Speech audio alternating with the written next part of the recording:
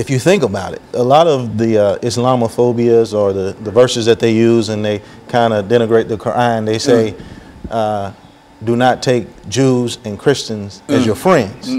That's a common translation. Well, if you're a Muslim African American, most of your family members are Christians.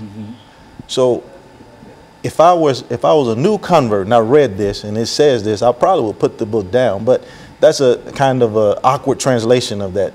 It's saying to the reader, you should not allow others to be responsible or have a vested interest in your religion.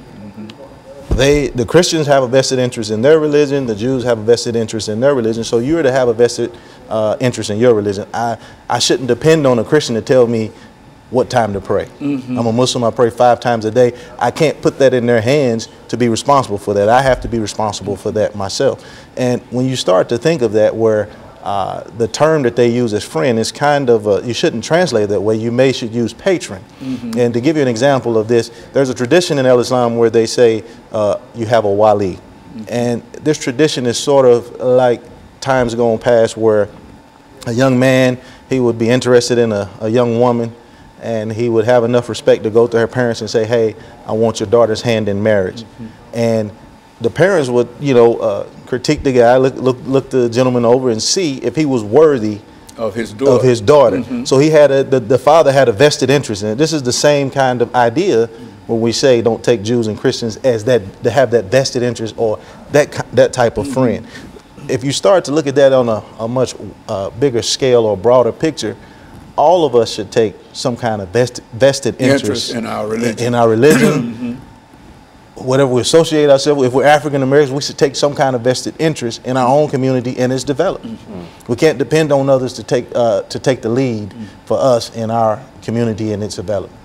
So. And so in a real sense, it's sort of a self-recognition, a self-realization kind of thing in terms of your religion, your attitude toward your religion. Is that what we're saying? Oh, absolutely. I'd like to continue the conversation by sharing a translation of some of the verses from our text. You know, the text that we use is called the Holy Quran, originally revealed in Arabic. But you know, one of the translations of one of the verses, you know, God says, "O man, you know, we have created you from a single male and female, you know, as in Adam and Eve, and then made you into nations and tribes." And for what reason? Nations and tribes, so that you can know one another.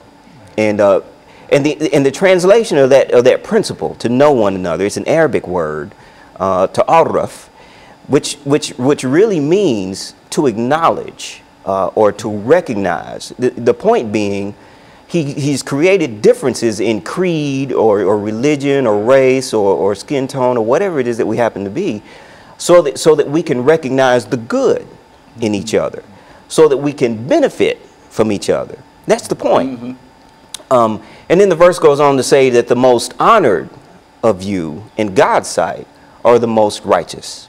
You know, those people who are regardful of God first, people who are regardful of their human nature, people who are regardful of their obligations to each other. It's not the person who has the most ability to impose his will on another group. It's not the person who has the most wealth. It's not the person who has the baddest weapons. It's the person who has the strongest human sentiment, and they are able to benefit other people through their works and their actions. You know, this is sort of the way we see. This is the prism through which we see issues of brutality and racism. You know, and all of the you know, and all of the terrible, brutish bullying and discourse that you see in the media about African Americans, about Muslims, about Islam, and otherwise. We tend to see it through you know, what I consider to be a human prism. These are human problems. Racism is a symptom of a much bigger problem.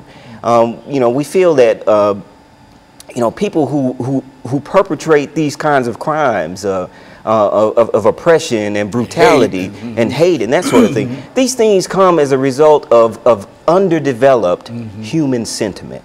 All right, and they spill out and they work their way through and they manifest themselves through racism. And something is wrong with an individual who is a racist. Is that what we're saying essentially? Because that's something that's contrary to the human, should be contrary to the human experience. Absolutely. But if you go out and you're a racist and et cetera, it says more about you, excuse me, than about the religion that you are trying to condemn. Absolutely. Absolutely. Anything?